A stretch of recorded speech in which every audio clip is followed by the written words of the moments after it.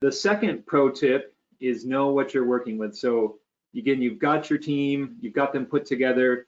They're meeting early in the design stage to figure out what they want to do. And the next thing is to know what kind of lot you're working with as far as what we call renewable energy resources or current solar income, whatever you want to call it. What we want to do is figure out how much renewable energy is available on the site you're dealing with, and then work backwards from there to figure out what you need to do for energy efficiency in the building. So, you know, they say efficiency first, but in this case, you want to know what your limitations are of your site before you do efficiency or getting into other carbon reduction offsets.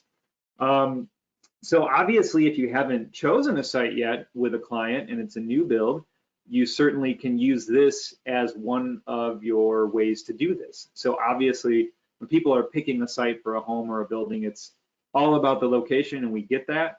But then you might factor in, okay, we've got 3 great locations picked out. Which one has the best renewable energy resource or solar income in it?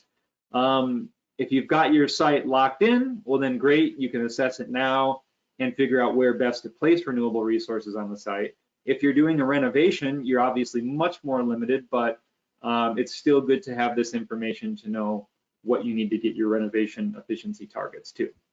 So one resource you can do this is with the National Renewable Energy Laboratories PV Watts calculator. This, in my opinion, is a very do-it-yourself friendly way to really get a sense for how much solar you can put on a site, how much it's going to cost, and where it's going to go before you start to pay costs or engage a professional who, you know, is trying to sell you something.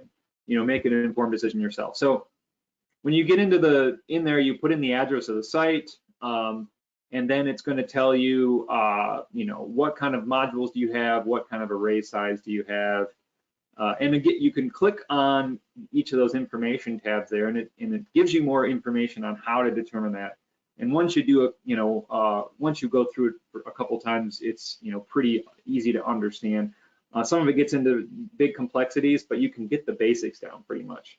And then from there, if you, like I said, if you've got an existing site, you can draw a nice little kind of shape of where you think the solar is going to go. If you've got a site that's not existing, you can draw around spots on the site and just kind of get a sense for how much area you need for how much solar you're going to generate. And so here it kind of spits back out at you based on your input saying, you know, we're just going to use conventional modules. Here we are, here's our address, here's how big our site for solar is going to be. And it spits out some estimates, you know, based on how much energy they think you're going to generate in kilowatt hours per year, broken down by month, and how much value there is to doing that. So that's where you want to work backwards, right? So if you're trying to have a low carbon or potentially net zero project, you know that, you know, this is what you're limited to on your site. So your building needs to be this efficient or nearly this energy efficient to do that. So that's, you know, just setting up that expectation, because again, going back to tip number 1, if you don't have the expectation up front, you get to the end of the project, you're using more energy than you can produce, and then the finger pointing comes out like, you know, why didn't we get there? So this is just an easy way to prevent that. And we have training and education on our site using the PV Watts tool for easy solar assessments, where we have someone from NREL who can walk you through how to use that tool a little bit more than just the online portal there. And then after that, of course, you know, once you're feeling good about it, you're going to reach out to a couple solar installers and get some bids. You know, I like this one example I've seen before where the building isn't built yet, but they're imagining where the solar is going to be and how much area it's going to take up. So this is a great opportunity to, now you've come armed with some information, and you can get your solar installer or a couple different solar installers involved to figure out where you're going to fit that on the site. The other likely chance is that they're going to come out to the site and use something like a Pathfinder, and that's going to help determine where to best fit the solar. If there's trees you don't want to kill, where to put it to have, you know, the maximum solar gain and that's a tool that you can get trained on too if you're out doing site assessments.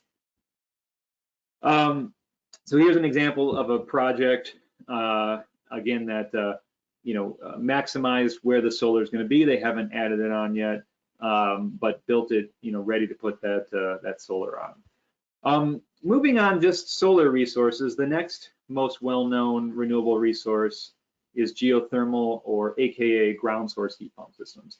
So this is where you would have a ground source heat pump or a geothermal specialist come out and assess your site to determine how best to put the loops in.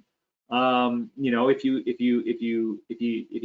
can't go horizontal, which is the most efficient and cost-effective usually, you might have to go vertical, which costs a lot more money. If you have to go horizontal, you might have to kill trees and make that decision. So there, if you're wanting to use geothermal, you're going to want to look at the site from that aspect as well, while you're planning. And then, wind and hydro really typically don't have a return on investment, so we don't see them being used too often. But there are special situations where, you might be able to get a utility scale wind turbine up on a windy site or a beachfront, or you might have a small stream hydro on your project. So you want to evaluate not just the sun, but potentially wind and water, but 99% of the time, the sun is going to be how you're going to be getting energy on site if you're doing site-based energy.